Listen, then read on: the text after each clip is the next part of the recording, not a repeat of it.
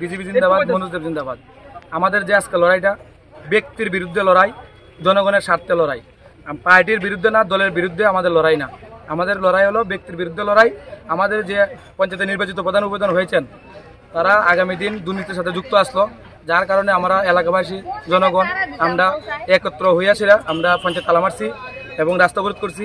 আমাদের দাবি যদি না মানা হয়, আমাদের এই যে আন্দোলনকারী আছে আন্দোলনকারী থাকবে, প্রয়োজনে আমাদের আরও বৃহত্তর আন্দোলন যাইব।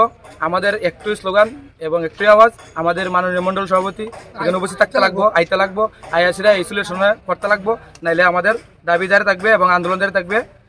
পরের 32 স্টেপ কী হবে আমি পরে জানাবো।